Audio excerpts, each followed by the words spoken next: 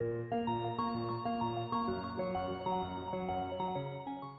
everybody, Brett Rice with Core Vision Financial Group coming to you today with another video in our series on financial topics. Today we're joined by Grant Reeves on the podcast to talk about senior scams and ways we can avoid those. So again, Core Vision, we're building a library on financial topics. If you go to our YouTube page and subscribe, you'll be notified every time we post a video. So like I said, today we're joined by Grant Reeves, Chief Compliance Officer here at Core Vision. So, Grant, why don't you introduce yourself? Yes, as Brett said, I'm compliance officer here. I'm also an attorney. That's a little bit more where, frankly, I come into some of these situations. Anybody can be a target of these scams, but it seems seniors are particularly vulnerable. And I think everybody's probably received a scam email, a scam text, or, got a phone call. Right, where somebody, is not a legitimate business and somebody's trying to scam you out of money. So today I think we're trying to focus more towards seniors, though, and what we can do to help protect them. Let's talk about, what's some of the basics of how we protect our senior family members and what we can do to help them. A lot of helping seniors is for anyone, is getting a plan in place ahead of time. Unfortunately, as you get older, things may start to slip, and once they start to slip, you're not going to know they're slipping, which is a horrible cycle to be in.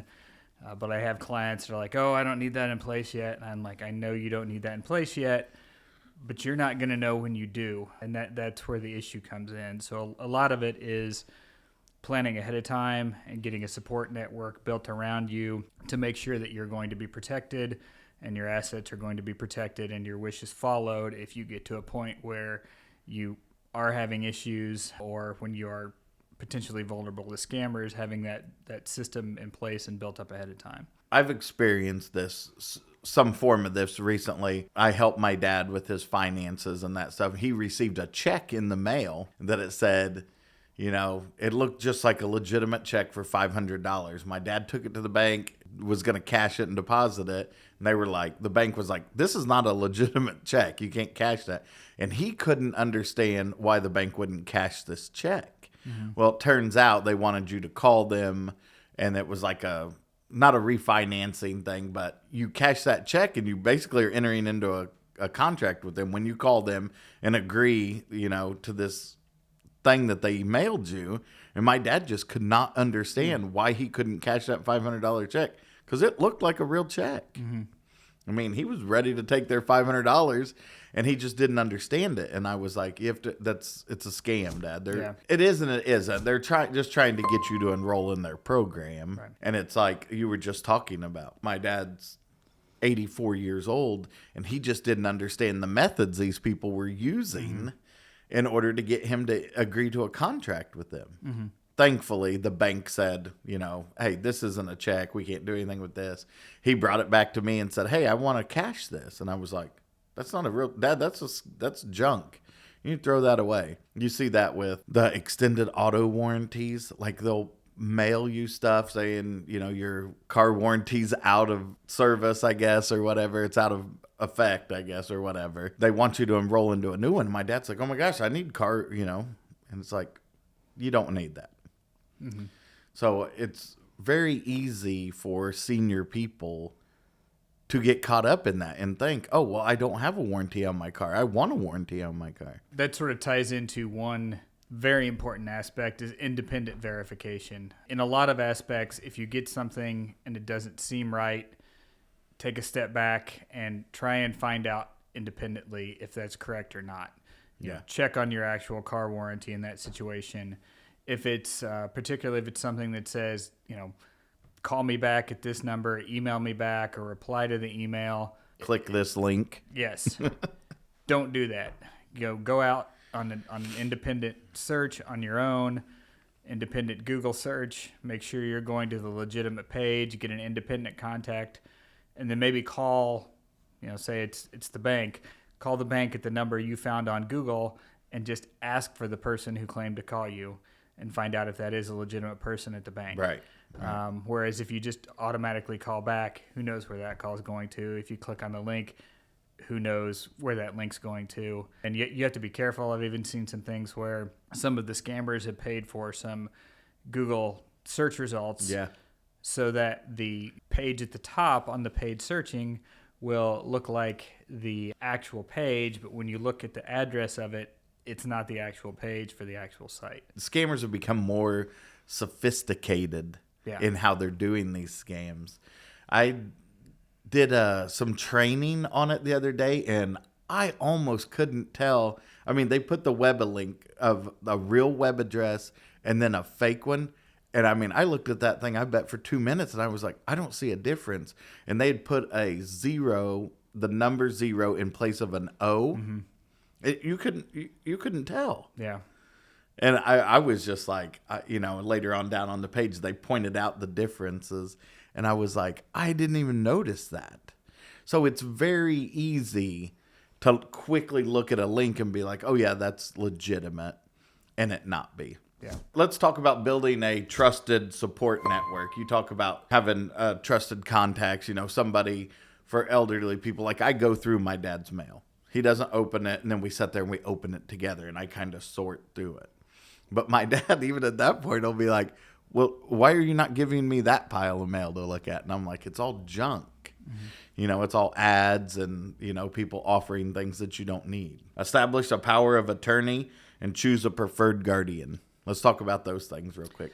So, yeah, and actually taking a little bit of step back, when we say trusted contact, that is actually a defined term. We use that here where you designate a trusted contact on an account. A lot of times people will kind of want to skip over that or be hesitant, but that also helps us quite a bit, because if something is suspicious, then we're going to know to reach out to somebody. And again, that's one of those things where if we think it's suspicious, if we think somebody might be having some cognitive decline, that person probably is not going to know it by that point. And at that point, it's going to be more challenging to fix. And that's where having that trusted contact in place to pick up and go, hey, something called, or so-and-so called and requested money, but this doesn't seem quite right. We're a little concerned about this one, where you've got somebody that can go, okay, let me go talk to them, or let me check in on it. Having that trusted contact, that really helps us to provide that extra level of security. Yeah. That person's not going to have trading authority or anything like that here, but it's going to give us a little bit of a security blanket in a situation like that. Same thing on getting power of attorney in place. What I have happen frequently is someone will have put off doing estate planning, and one thing they forget about that often just goes along with estate planning is setting up medical directives and powers of attorney. Those documents are important because they put who you want to be in charge if you are incapacitated, if you have a cognitive decline issue. They're a very simple way to do that, where you can get out in front of it and have somebody that's there to speak on your behalf that you trust. Because the problem we'll run into a lot of times is if somebody has not done that, they get to a situation where it's, things don't seem quite right. A family member is concerned about them. As an attorney, I can't ethically have you execute a power of attorney if I already believe or know that you're in cognitive decline. Right. Because I have to, part of the process is that I have to understand that you understand what you're doing and have the capacity to do that. So at that point, then we're stuck with going to a guardianship proceedings. It's not the end of the world if you have to do that, but it's a whole lot simpler to just sign a document, have it properly executed, and move on with things, stick it in the safe until you need it. If it does get bad enough, we can go the guardianship route and get that set up. And sometimes even with the power of attorney, we may need to do that. But usually if we can get those directives in place ahead of time, because again, I can't stress enough, you don't know when you've gone into cognitive decline, because unfortunately that part of your brain has slipped as well as far as being able to process, and you'll probably think you're fine and won't understand you're making bad decisions. That's been my experience as well. Is when you get to this point, they're just like, no, I don't understand. Mm-hmm. Like my father has days where he's like, I don't understand. I can't figure it out. And when you get to that point, then you can't have them sign those documents. Right. Right? Because you're like, no, I legitimately know that you're having cognitive decline. Right. And we can't have you making these decisions now. Mm-hmm. So let's talk about recognizing and avoiding some of the scams. right? You wanna talk about some of the ones you got on the list here? One, and unfortunately, I actually had a family member of a client that got caught in this. It was a phone call about a grandchild of this person. They called the grandmother, and in this case, they were trying to convince them that the grandchild was in jail and needed bail money. The key things to do in those type situations, again, is independent verification. Try and contact another family member that might need to know what's going on. Get a callback number for that person that's calling you. If it's legitimately somebody trying to get bail to get someone out of jail, they're going to give you a phone number to call back. If they refuse to give you a phone number to call back, it's probably a scam. Another thing you can do is if someone calls, this is going to probably become more of a problem with AI because we can spoof voices at this point. Have things in place or think of things that only you would know in your family, not things that have been entered in the internet, not even really any of these security questions, stuff that people wouldn't know. A few things I think of: if you repainted your room in middle school and it was a wacky color, that's probably not going to be online, but probably everybody in the family remembers you doing that. If there was some crazy event on a vacation, one night we were playing a board game, and my mother started chanting something randomly that got stuck in all of our heads. And whenever we hear anything related to that, everybody in the family instantly thinks of my mother chanting. And so that one would probably be a pretty simple one in my family, because I think all four of us would know exactly what they were talking about immediately. Right. And when you talk about AI, being able to spoof people's voices and stuff, especially like us doing these podcasts, the technology exists. They could take clips of this show and use it to replicate our voice. Yeah. So that's something scary that's, looking at scams moving forward, is they may be able to replicate our voice 100% and would totally fool anybody, no matter how much we talk to them, using our voice. So it's important to have some secondary layer of verification, like you're talking about, a specific family event that you can reference that, if this person's unable to answer that, you could be like, okay, that's a flag. Yeah. I need to take a look at that. I need to call somebody else and say, hey, what's going on? Right. We talk about that. We talk about Medicare, Social Security, and IRS scams. That's something that's, you hear a lot about. I'm going to keep using my dad as an example because he is an elderly citizen. I mean, he gets IRS scams, Social Security scam phone calls almost every single day. Mm-hmm. Thankfully, he's been getting them for a long time, so he knows now you don't talk to those people. Right. So I think it's important for our elderly family members to understand and, have that conversation, like you said earlier, prior to any cognitive decline, to reinforce we don't give out this information over the phone. Mm-hmm. If they're legitimate, they're not going to pressure you to give information over Correct. the phone. Almost universally, they're going to send you a letter and say you have so many days to respond. At least that will be the initial point of contact, and then you can work with your team of advisors to sort out to do whatever you need to do for that issue. But having those conversations today could prevent you from, having to try to unravel a mess later on. Mm-hmm. Next item here, strengthen digital security. Yeah, and I think this one, anybody can fall victim to it. I've almost done it. I actually have clicked on a link that a good antivirus program saved me. But particularly as you age, you may be a little more uncomfortable with technology. It's just not as innate as it is to some other people. And it's moving forward so fast. Right. And the scammers are moving forward so fast. I mean, some of your best bets on that are preliminarily build that platform behind you. Make sure you've got a good antivirus software. They have traditionally antivirus software kind of looked at known viruses and checked for them. But now they have antivirus software that's more sophisticated that will actually pick up patterns. They'll pick up that the computer is starting to do something bad and lock it down. That's what I was laughing when I fell for one of these almost. I thought it was a legitimate email from a client. I clicked on a link and bam, my computer immediately locked down from the antivirus. The antivirus picked up immediately that I'd clicked on something wrong, and it started to attempt a bad process, and that luckily having that good antivirus program in there saved me and locked it up, and I didn't have any issues with it. Same thing as far as making sure your spam filters are set up to watch for phishing as far as that helps give you a baseline, because then you're not having to process as much of that on your own. A lot of it's happening automatically in the background to get rid of those before they even get to you. We're talking about seniors, trying to help prevent fraud on them. But you and I both personally have experiences where you've clicked on a link. Oh, yeah. I clicked on a text message link, looked like a UPS link, said I had some lost mail. I needed to send them 26 cents. I clicked on it, filled it out, and then had fraud all over my debit card. So this can happen to anybody. Oh, yeah. But we're saying that older people are just going to be more susceptible to it because the technology is advancing so fast. So this applies to everybody, but we're talking about, hey, those loved ones we have that may be more elderly are going to be more susceptible to it.